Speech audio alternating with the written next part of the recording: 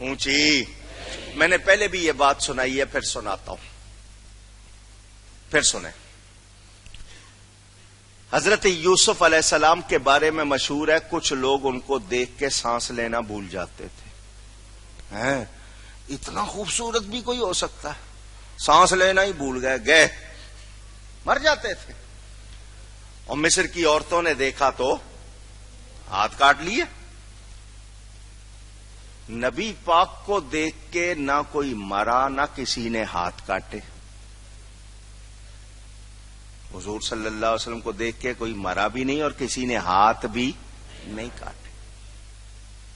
یہ سوال کر لیا حضور سے حضرت شاہ عبد الرحیم محدث دہلوی نے. بڑی مہربانی، انہوں نے سوال کر لیا، حضور نے جواب دے دیا، مسئلہ حل ہو گیا. اور لکھا شاہ ولی اللہ نے، چھاپا انہوں نے، اعتراض ہم پر کر نہیں سکتے.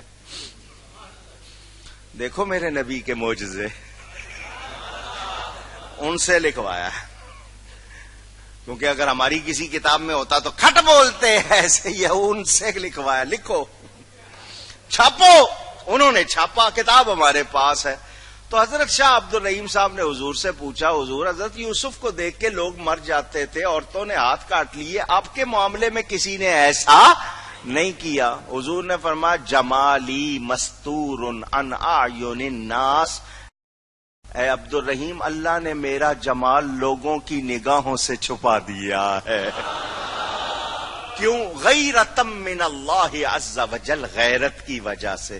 محب یہ چاہتا محبوب کو میں ہی دیکھوں کوئی اور.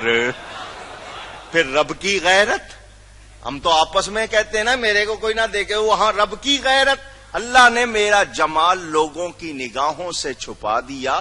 حضرت یوسف کو دیکھ کے تھے کو ہاتھ کاٹ لیے، کو جان سے چلا گیا. وَلَوْ ظَهَرَ، اور اگر میرا حسن ظاہر ہو جاتا، زمین و آسمان اپنی جگہ پہ نہیں رہتے. اللہ یا رسول.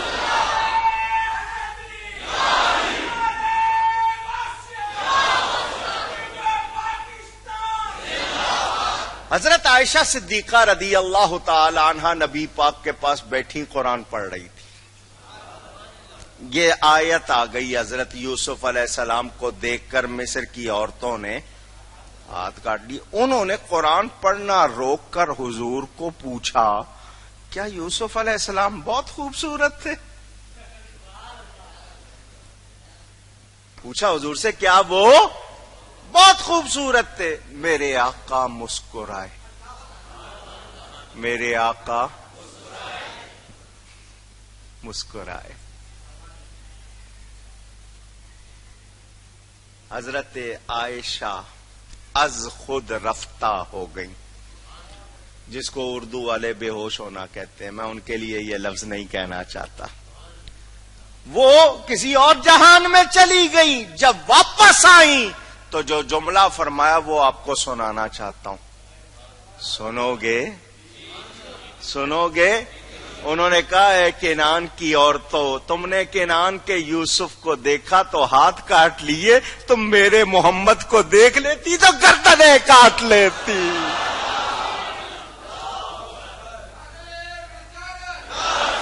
علماء فرماتے ہیں اس مسکراہٹ میں حضور نے ان کو اپنا اصلی حسن دکھا دیا تھا.